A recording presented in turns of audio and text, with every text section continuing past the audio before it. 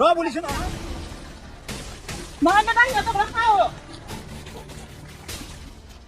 স্কুলত এখন সভা হৈ আছে আৰু তহঁত পলাই আহিছ। লাজ লগা নাই। এইখন এখন ঐতিহ্যমণ্ডিত বিদ্যালয়, ইয়াৰ এটা নাম আছে। এইখন বিদ্যালয়ৰ ছাত্ৰ ছাত্ৰীয়ে তোমালোকে ইমান গৰ্হিত কাম কৰিছা। বাইদেউ অকল আমিয়ে নহয়, নগৰ জনতাও গৈছো। বাইদেউ অকল সিহঁতেই নহয়, ৰীমা আৰু ৰীণাও গৈছিল। আনৰ কথা বাদ দিয়া, তোমালোক কিয় গুচি আহিছা? তহঁতে স্কুলত পঢ়িবলৈ অহা নে বদমাচি কৰিবলৈ অহা? দাদা আমি স্কুলত পঢ়িব আহো, মোৰ আজি গাটো বেয়া। তুমি কাক সুধি আহিছা? কাকো কোৱা নাই বাইদেউ। কাকো কোৱা নাই? যি ইচ্ছা তাকে কৰিবা। বিদ্যালয়ত নিয়ম নীতিত চলিব লাগিব। বিদ্যালয়ত থাকিলে ডিচিপ্লিন মেইনটেইন কৰি থাকিব লাগিব। হয় বাইদেউ, ইহঁতে গুৰু গোসাঁই একো নমনা হৈছে।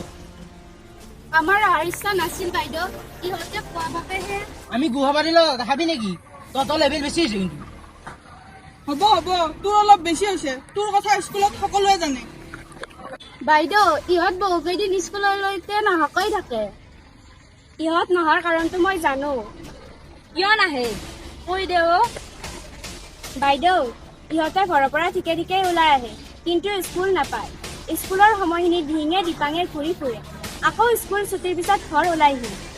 বাইদেউ ইহঁতৰ এইবোৰ কথা ঘৰত গমকে নাপায়। ইহঁত এই প্ৰকৃতিৰ ছাত্ৰ। তেওঁক বেয়া বুলি জানিলো বাৰু। তোমালোক ক'ত ভাল হলা? হয় উপদেশতকৈ আহি শ্ৰেষ্ঠ। বাইদেউ মোৰ টিউচন আছিল, সেইবাবেহে গুচি আহিলো। এয়া মিছা কথা। স্কুল চলি থকা সময়ত কোনেও টিউচন নকৰে নহয়। হয় বাইদেউ আপুনি ঠিকেই কৈছে, মোৰ অলপ হোমৱৰ্ক আছিল বাবেহে। তহঁতৰ মতলব জনা আছে। এইবিলাক আলু তালু নোহোৱা কথা নকবি। বল মিটিঙলৈ বল। এখন মিটিঙত থকা মানে তোমালোকে অলপ জ্ঞান আহৰণ কৰিব পাৰা। অকল পুথিগত জ্ঞানে সৰ্বোচ্চ জ্ঞান নহয়। বাইদেউ আমাৰ ভুল হৈছে, আজিৰ পৰা আমি কাৰো কথা নুশুনো। বাইদেউ এইবোৰ কথা ঘৰত শুনিলে দেউতাই মোৰ পিঠি বল কৰিব। আজিৰ পৰা স্কুলৰ সকলো অনুষ্ঠানতে থাকিম। তোমালোকে ছাত্ৰ জীৱনটো উদযাপন কৰা। ব'লা এতিয়া হেড ছাৰে তোমালোকক কিতাপ পঢ়াৰ উপকাৰিতাৰ বিষয়ে ক'ব। তহঁতৰ আৰু এই পলৰীয়া উপাধিটো লোৱাৰ ইচ্ছা আছে নেকি? তোৰ দৰে এজন প্ৰভুক্ত থাকোতে তোৰ চকুত কোনোবাই ধূলি দি সাৰি যাব পাৰিব জানো? হয় দে ঠিকেই কৈছা। মই তহঁতৰ নিচিনা বাঘা ল'ৰা ছোৱালীক মই বস কৰিছো, আৰু তহঁতক এই চিকে মাৰি হাত গুণ লোৱাৰ নিচিনা মানে কথা। বল এই শয়তানৰ হাত দিয়ক। বল মিটিঙলৈ বল।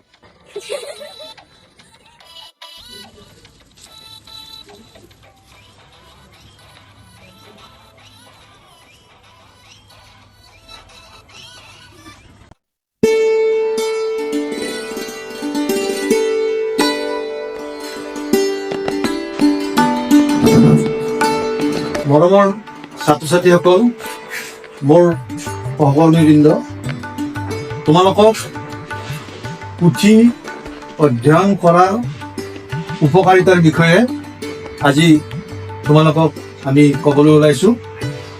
তাৰ আগতে তোমালোকৰ শ্ৰদ্ধাৰ বাইদেউ শিক্ষাৰ উদ্দেশ্য কি তাৰ বিষয়ে তোমালোকক অকমান হিমিকা তোমাক ক'বলৈ অনুৰোধ কৰিম। শ্ৰদ্ধাৰ ছাৰ, মোৰ সহকৰ্মী বৃন্দ আৰু মৰমৰ ছাত্ৰ ছাত্ৰীসকল, শিক্ষাৰ উদ্দেশ্য হৈছে ব্যক্তিৰ শাৰীৰিক, মানসিক, বৌদ্ধিক আৰু আধ্যাত্মিক দিশত সৰ্বাংগীন উন্নতি সাধন কৰি সকলোকে এগৰাকী সুনাগৰিক হিচাপে গঢ়ি তোলা। ই কেৱল পুথিগত জ্ঞানেই নহয়, এই ব্যক্তিৰ সুপ্ত প্ৰতিভাক বিকশিত কৰাই ইয়াৰ উদ্দেশ্য। এতিয়া ছাৰ আপুনি পুথি অধ্যয়নৰ উপকাৰিতাৰ বিষয়ে অলপ কওকচোন। ধন্যবাদ পৰমা। পুথি অধ্যয়ন হ'ল এটা মহৌষধ। ১ নম্বৰ উপকাৰিতাৰ বিষয়ে ক'ব বিচাৰিছোঁ।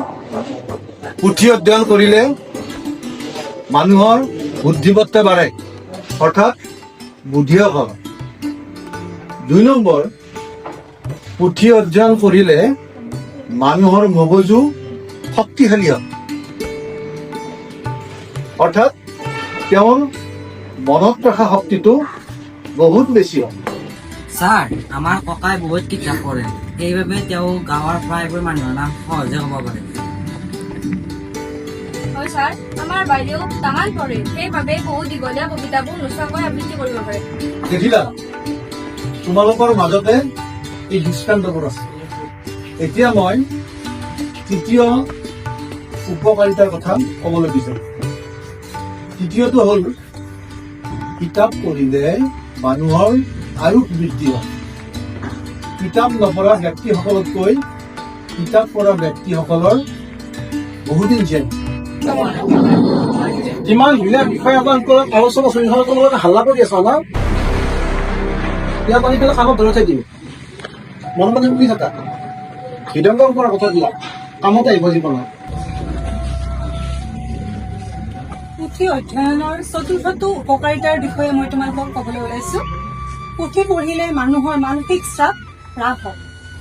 বৰ্তমান সময়টো যিহেতু যান্ত্ৰিক যুগ, আৰু এই যান্ত্ৰিক যুগত মানুহৰ বহুতো মানসিক চাপ হৈ থাকে। গতিকে এই মানসিক চাপৰ পৰা আমি মুক্ত হ'বৰ বাবে কিতাপ অধ্যয়ন কৰিব লাগিব। হয় বাইদেউ, আমাৰ মায়েও মন বেয়া লাগিলে খুব কিতাপ পঢ়ে, সেইবাবে আমি পঢ়িব লাগে। হয় বাইদেউ, আজিৰ পৰা আমি বেছিকৈ কিতাপ পঢ়িম। কিতাপ নপঢ়িলে আমি জ্ঞান আৰু দক্ষতাৰ বিকাশ কেনেদৰে কৰিম? ভাল কিতাপ বা পুথি পঢ়িলে ভাল চিন্তা শক্তি বাঢ়িব, আৰু সেয়ে তোমালোকেও আজিৰ পৰা কিতাপ বেছিকৈ পঢ়িবা। পিছৰটো মই কিতাপ পঢ়াৰ উপকাৰিতাৰ বিষয়ে কৈছো। কিতাপ পঢ়িলে মানুহৰ কল্পনা শক্তি বৃদ্ধি হয়, যাৰ ফলত সাহিত্য সাংস্কৃতিক দিশত সেইগৰাকী ব্যক্তিয়ে উন্নতি কৰিব।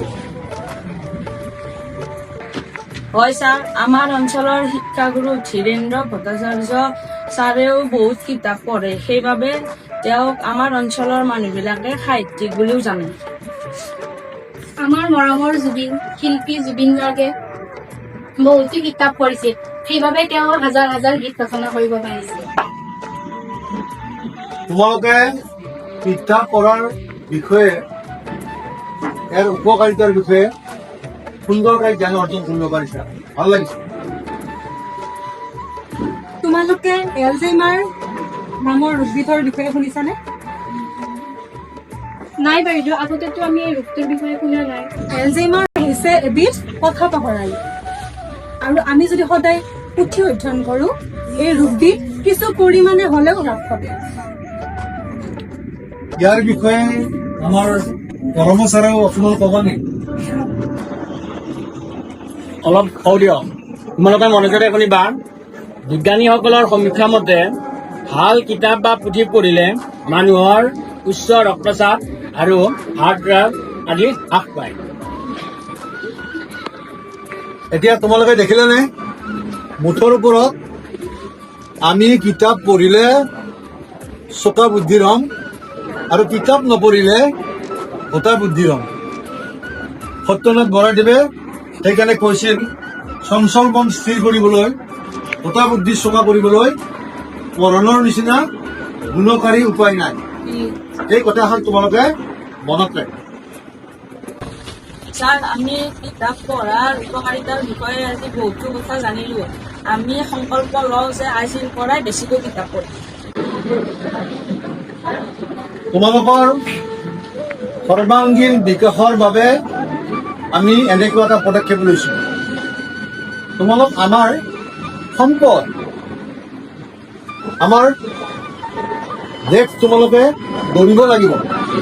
সেইকাৰণে তোমালোকে পুথি অধ্যয়ন কৰিব লাগিব। আজিৰ পৰা আমাৰ বিদ্যালয়ত কিতাপ পঢ়াৰ এক আন্দোলন আৰম্ভ হ'ব বুলি মই ঘোষণা কৰিম।